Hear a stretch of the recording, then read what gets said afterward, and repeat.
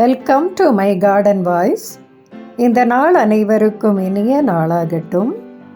இந்த வீடியோவில் நம்ம வீட்டு தோட்டத்தில் பூக்கிற பூக்களை எல்லாம் நம்ம என்ன செய்யலாம் அப்படிங்கிறத பார்க்கலாம்.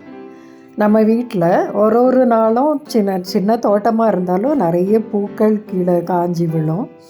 அது மட்டும் இல்லாமல் நம்ம கட் ஃப்ளவர்ஸாக வீட்டில் யூஸ் பண்ணுவோம், தலையில் சூடுவோம்.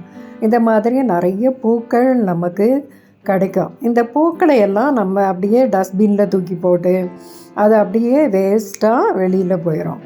அதை பெருக்கி தோட்டத்தை க்ளீன் பண்ணும்போதும் நம்ம அதை அள்ளி கொட்டி டஸ்ட்பினில் போட்டுறோம், அது வெளியில் போயிடுது.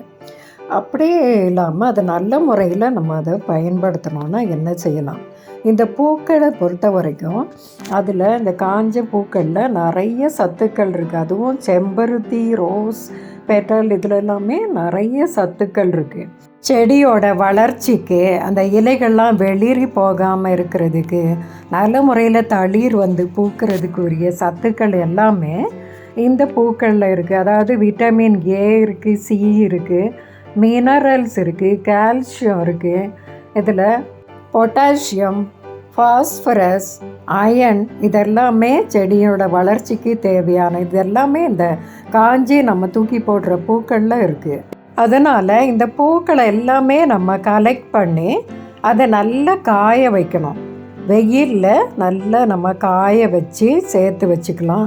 இல்லைன்னா கொஞ்சம் கொஞ்சமாக காய நம்ம பூக்கிற செடிகள், இன்டோர் பிளான்ட்ஸ் எல்லாத்துக்கும் இதை உரமாக பயன்படுத்தலாம்.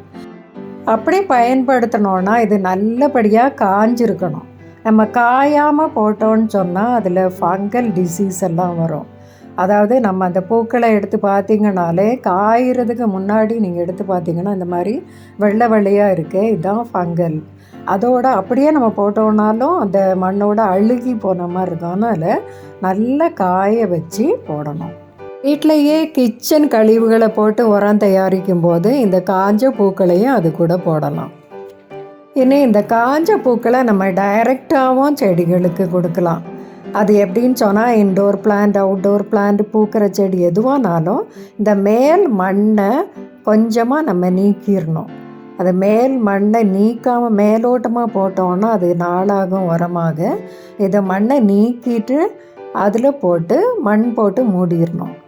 அப்படி நம்ம மூடிட்டு தண்ணி ஊற்ற அது ஸ்லோவாக உரமாக மாறிடும். இன்னொரு விதத்துலையும் இதை நம்ம உரமாக கொடுக்கலாம். அதாவது லிக்விட் ஃபர்டிலைசராக நம்ம பனானா தோலில் ஊற வச்சு, அதாவது ஒரு நாள் 1.5 நாள் ஊற வச்சு அந்த தண்ணியை செடிகளுக்கு கொடுப்போம் இல்லையா? அப்படி அந்த ஊற வைக்கும்போது அது கூட இந்த காஞ்ச பூக்களையும் அந்த தோல் கூட போட்டு 24 மணி நேரம் அல்லது 30 மணி நேரம் ஊற வைக்கணும். நல்லா ஊற வச்சுட்டு அந்த தண்ணியை அரை கப்பு இந்த செடிகளுக்கு நம்ம ஊற்றினோன்னா உடனடி பலன் தரும். அதாவது அது குளுக்கோஸ் ஏற்றுற மாதிரி உடனடி பலன் தரும். காஞ்ச பூவாக நம்ம கொடுக்கறது கொஞ்சம் ஸ்லோ உரமாக இருக்கும்.